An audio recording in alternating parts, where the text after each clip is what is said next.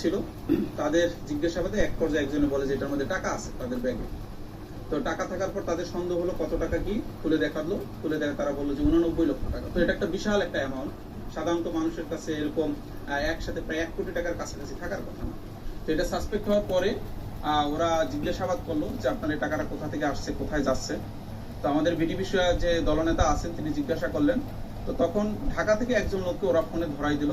সে বললো যে ভাই ঢাকা থেকে টাকাটা যাচ্ছে, এটা ব্রাহ্মণবাড়িয়াতে যাচ্ছে, টাকাটা ছেড়ে দেন, এটা আমি দেখতেছি। তখন ওনার পরিচয় জানতে চাইলে এবং টাকা কোথা থেকে, তখন ওনারা সদুত্তর দিতে পারেনি।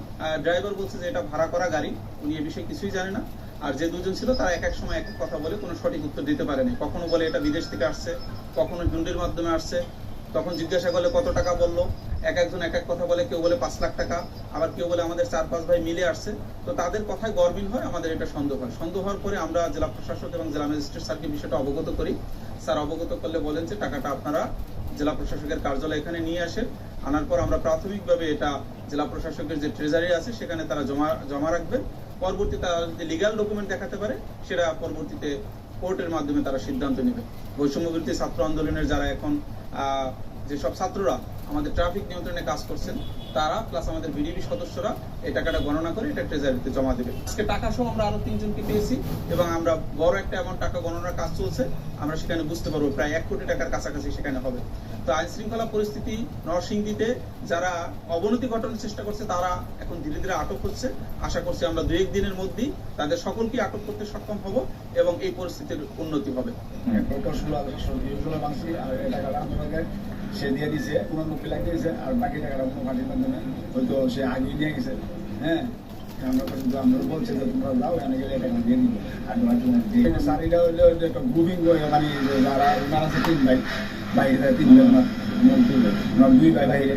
হ্যাঁ, আমার ফুফাতো ভাই আরেকজন আছে স্যার যে আমাদের বাসন্তী এলাকার আরেকজন। হ্যাঁ, আরেকজন আছে স্যার যে নবীনগরের। হ্যাঁ, এরা 10-12 জন মিলে স্যার এরা এই টাকাগুলি যে কুরবানির আগে আসছিল, আসার পরে না ইদানিং নাই, কুরবানির আগে আসছিল, পরে ইদানিং এটা যে লোক আসছিল এই টাকাটা দিয়েছে। বর্তমানের সঙ্গে স্যার আমরা লোকটাকে স্যার আনছি, সেই টাকাগুলো দিয়ে দিছে। তো আন্দোলনের কারণে স্যার আমরা আর ডাকতে পারি স্যার। হুন্ডির মাধ্যমে যে একটা লোক আসছিল 2 দিন আগে আসছিল, তার মাধ্যমে টাকাটা দিয়ে দিছে। হ্যাঁ, কোন টাকাটা সে নিয়ে বাড়িতে গেছে না, তখন আমার বাড়ির থেকে আমরা গেছি স্যার, আজকে গেছি এই টাকাটা বানানো আন্দোলনের আমরা স্যার আসতে পারি। এই আজকে গিয়েছিল আমরা সকাল ভোরে 6টার দিকে রওনা দিছি, দিয়ে সেটা যে 10টা বাজে বাঙে আমার এই যে বিডিপি ভাই আমাদেরকে ইনফরমেশন দিচ্ছে যে হাই এক্স আসলে ওগুলো আপনার জন্য। তারপর আমরা ওই পাশে যাওয়ার আর আমি ওই পাশে গেছিলাম, রাস্তার ওই পারে উপরে যাওয়ার 3টা গাড়ি চেক আপ করছি, কোনো কিছু পাই নাই। তারপর এই গাড়িটা আসছে, আসার পর ওনাদের 2টা ফোন গাড়িতে ছিল, 2টা আইফোন ছিল দেখে আমাদের সন্দেহ হয়েছে। সন্দেহ হওয়ার পরে আমরা জিজ্ঞাসা করছি যে ভাই কিছু আছে, ওনারা বলছে না ভাই কিছু নাই। তারপর আমরা বলছি ভাই ব্যাগে কি, তারপর উনি একজন বলছে যে ব্যাগে কিছু নাই, আরেকজন বলছে ব্যাগে টাকা আছে। তারপর আমরা বলছি যে ব্যাগটা খুলেন, ব্যাগ খোলার পরে টাকা পাইছি, টাকা পাওয়ার পরে এই যে ব্যাগ আমরা জানাইছি প্রায় জানা গেছে 89 লক্ষ টাকা।